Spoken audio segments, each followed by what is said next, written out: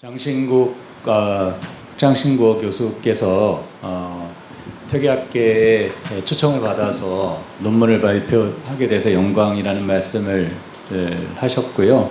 코로나 사태 해결이 되면 이제 이 남창대학과의 어떤 학술교를 통해서 활발한 가르침을 좀 받고 싶다는 의견도 전해주셨습니다. 바로 그냥 이 장신구 교수의 의견을 정리하면서 저의 생각을 좀 말씀을 드리면서 가름하고자 합니다. 장신구 교수는 어쨌든 그 퇴계 당대 가치가 굉장히 의미 있다라고 보고 있는데요. 오늘 논문은 퇴계의 채용론을 가지고 설명을 하고 있습니다. 원래 전공은 송명이학이라든가 주자라든가 양명인데요.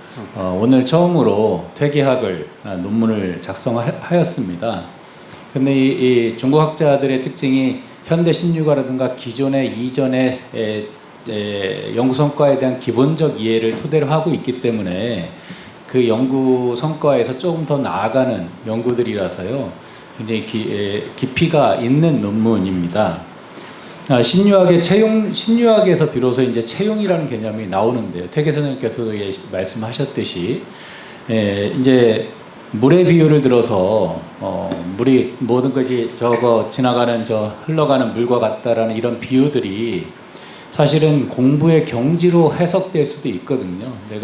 내 끊임없이 원천 속에서 나오는 물이 흘러서 바다로 가듯이 노력하라라는 것으로 해석할 수 있지만, 이제 송대로 가면서 이 부분이 이제 바로 채용론으로 해석을 해버립니다. 저 흘러가는 물이 바로 도체의 현현이다. 그리고 이 물 밖에 또 다른 도는 없다. 이런 명도 이천의 어떤 해석들이 주자에 영향을 줬고, 이런 도체론이 송대의 가장 기본 개념으로 들어오는데요. 그런데 이제 이 주자가 이것을 받아들였고, 주자 이후에 한국의 퇴계가 이 채용론을 조금은 더 독특하게 주자를 발전시켰다라는 게 주된 관점입니다. 그런데 이 장신구 교수는 채용론을 두 가지 측면에서 지금 현재 얘기하고 있습니다. 존재론적인 구조 속에서의 채용, 존재론적 구조에서의 채용과 인륜상의 어떤 구조 속에서 채용으로 풀이합니다. 존재론적 구조소라는 것은 뭐냐면 이의 채용이 있다라는 퇴계의 사물이 아니라 인식의 대상으로서의 어떤 그러한 의미를, 그것으로만 의미를 지는 것이 아니라 실제 기를 생성하고 작용을 한다라는 요 측면, 존재론적 측면에서 얘기를 하고 있고요. 그래서 장신국 교수는 퇴계의 채용론은 비로소 주자의 이능생기, 기를 생한다라는 이런 존재론적, 발생론적 측면들을 확고히 이해할 수 있는 어떤 토대가 됐다라는 것을 얘기를 하고 있고요. 두 번째는 이기론의 어떤 존재론적 측면이 아니라 본체론적 측면, 시임의 본체로서의 시임의 마음의 본래 상태인 것과 그것이 드러난 어떤 작용의 시임의 채용의 어떤 측면에서도 윤리적인 측면에서도 채용론을 분석을 하고 있습니다. 그런데 이제 제가 이 논문을 읽으면서 질문을 던졌던 건 그거였습니다.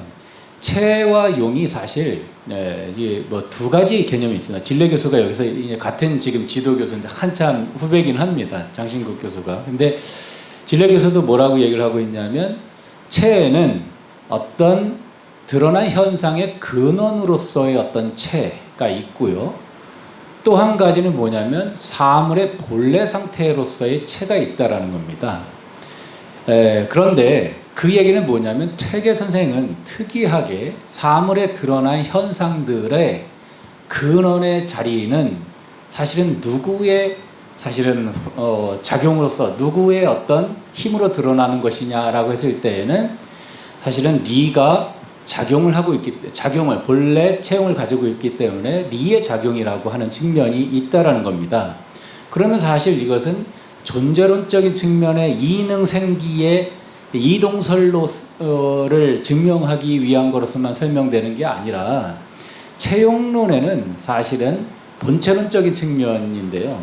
이 본체가 두 가지로 봐야 된다는 겁니다. 하나는 이제 이 드러난 현상의 그 본원의 자리가 바로 리다,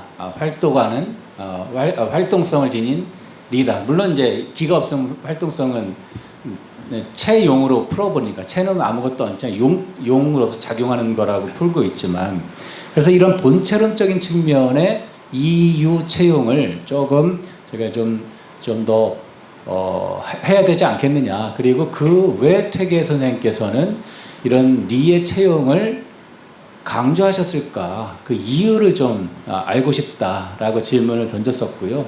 답변에는 이제 그럼에도 불구하고 존재론적인 어떤 우주론, 발생론적인 측면도 간과할 수 없다라는 얘기를 하셨고요.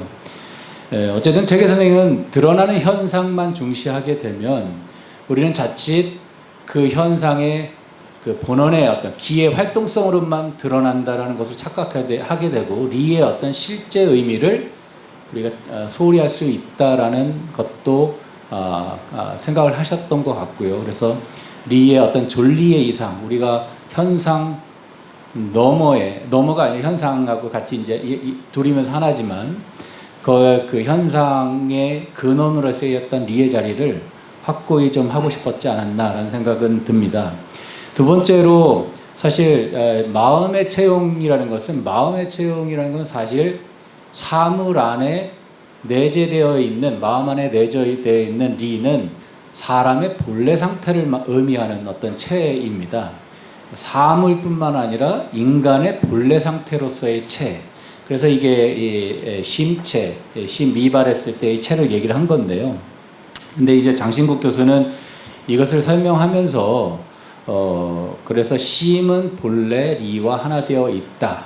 그래서 미발의 기의 영향을 받지 않고 순선한 상태다라는 얘기를 하고 있고요.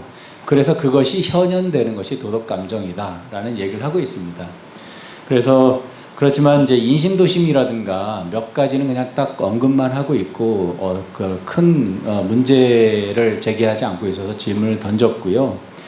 사실 4단 7정은 감정의 문제로서 이 감정은 뭐냐면 체가 작용하는 어떤 자연스러운 즉발하는 어떤 작용의 문제로 우리가 볼 수 있는데요. 인심도심은 인간의 의지가 작동되는 자칫 다시 생각하면 이건 인간의 의지가 작용돼서 드러난다라는 인간의 주제성만 생각할 수 있고 리의 자리는 소홀히 할 수 있는 특징이 있거든요. 그래서 인심도심을 얘기할 때 인심도심이야말로 공부론이고 4단 7정은 성정론이다라는 얘기를 합니다. 그런데 제가 이제 예전에 퇴계 논문을 쓰면서도 봤지만 인심도심에서 퇴계가 유무를 관통한다라는 언급들이 있습니다. 그 얘기는 여전히 내가 노력해서 도심을 드러내고 있는 것 같지만 사실은 그것은 리의 작용의 결과이다라는, 누구의 공이냐? 나의 노력이기도 하지만 리가 작용되고 있다라는 요 부분도 인심도심에서도 이미 얘기가 되고 있다라는 것을 확인할 수가 있었습니다. 그래서 퇴계의 심체, 윤리로서의 어떤 심체, 이 미발론의 채용론을 얘기할 때에도 이런 리의 똑같이 일관되게 4단 7정과 인심도심에 적용되는 리의 어떤 작용성에 대해서 조금 지켜볼 필요가 있다는 얘기를 전했고요. 대체적으로 이런 답변에 대해서는 다 동의를 하셨고요. 마지막으로 제가 제기했던 것은 이제 중국 학자들이 일반적으로 지금 제기하고 있는 문제가 퇴계학을 지금 관심을 갖던 이유는 굉장히 정치적이고 지금 현재 사회에 있는 중국의 어떤 배경과 무관하지는 또 않습니다. 지금 이제 문화대혁명 이후에 지금 2000년대 이후에 중국의 부활을, 문화의 어떤 부흥을 꿈꾸고 있고 경제 발전을 이룬 중국이 퇴계학에 관심을 갖는 이유는 이제 주자학이 본류고 그것이 주변으로 확장되면서 주자의 영향권에 있는 어떤 이제 하나의 본원이 다른 쪽에서 영향을 주는 어떤 문화 중심주의 어떤 태도가 그 안에 내포되어 있는 부분이 많이 있습니다. 그래서 좀 문제 제기를 했고요. 개념에서 한국에서 성리학이라는 개념이 보편 가치로서 우리가 받아들였지 사실은 어떤 보편 가치로서 주자를 존중했지 지역적인 어떤 중국을 4대라든가 이런 쪽으로 한 게 아니거든요. 그래서 이거 개념을 좀 바로잡아야 된다라고 했더니 본인은 이제 그런 정치적인 의도나 어떤 의도로서 저는 퇴계학을 하는 게 아니라 한국의 이러한 독창성과 이런 부분들이 조금 더 잘 중국에서 다 잘 알려지기를 바라는 희망으로 이런 또 퇴계학을 지금 요즘 보고 있다라는 답변을 또 주셨습니다. 이 정도로 정리를 한번 해보겠습니다. 예, 아유 고맙습니다.